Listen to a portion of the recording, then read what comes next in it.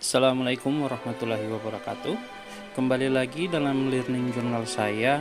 Jika pada hari pertama kita telah membedah apa itu nilai-nilai berakhlak, maka pada hari kedua ini saya diajak untuk merenung lebih dalam mengapa nilai-nilai ini fundamental dan bagaimana tantangan sesungguhnya dalam mengimplementasikannya. Ini adalah perjalanan dari mengetahui menjadi memaknai. Saya menyadari pelayanan prima bukan hanya tentang senyum dan kecepatan. Tantangan sesungguhnya adalah mengubah paradigma dari menggugurkan kewajiban menjadi membangun kepercayaan publik. Setiap keluhan bukan gangguan, melainkan umpan balik berharga untuk perbaikan tiada henti. Disinilah letak profesionalitas sejati seorang ASN. Akuntabilitas lebih dari sekedar laporan yang benar. Ini tentang integritas di zona abu-abu.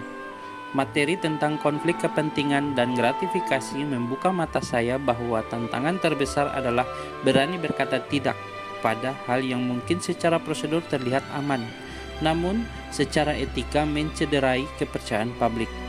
Ini adalah pertarungan antara kepatuhan dan hati nurani.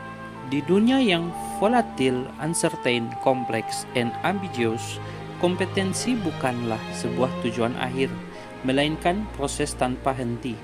Saya merenungkan, sudah cukupkah saya hanya mengandalkan pelatihan dari kantor? Jawabannya tidak. Kompetensi menuntut inisiatif pribadi untuk terus learn, unlearn, and relearn, agar tidak menjadi ASN yang tergerus oleh zaman. Harmonis bukan berarti pasif dan menghindari konflik. Justru, nilai ini menantang saya untuk berperan aktif, bukan hanya menghargai perbedaan, tapi menjadi jembatan saat ada gesekan. Sebagai ASN, kita adalah miniatur Indonesia. Menciptakan keharmonisan di unit kerja adalah langkah kecil untuk menjaga keutuhan bangsa.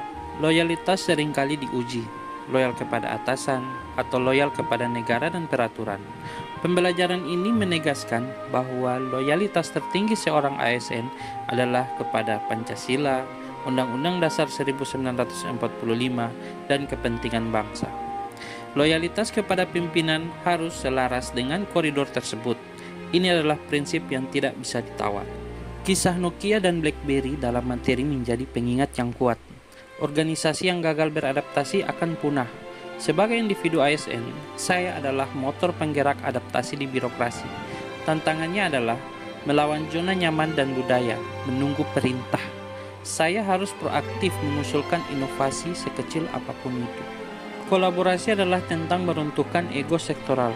Saya belajar bahwa masalah publik terlalu kompleks untuk diselesaikan oleh satu instansi saja. Konsep Whole of Government menyadarkan saya bahwa sinergi dan keterbukaan adalah kunci. Saya harus siap berbagi data, sumber daya, dan bahkan panggung demi hasil yang lebih besar untuk masyarakat. Setelah 2 hari mendalami nilai-nilai ini, saya sadar bahwa menjadi ASN berakhlak adalah sebuah pilihan sadar yang harus diperjuangkan setiap hari. Penuh tantangan namun mulia. Komitmen saya bukan lagi hanya untuk bekerja, tetapi untuk bertumbuh dan memberi dampak. Semoga refleksi ini bermanfaat dan mari kita bersama-sama menjadi abdi negara yang benar-benar bangga melayani bangsa. Demikian learning journal saya hari ini. Terima kasih. Wassalamualaikum warahmatullahi wabarakatuh.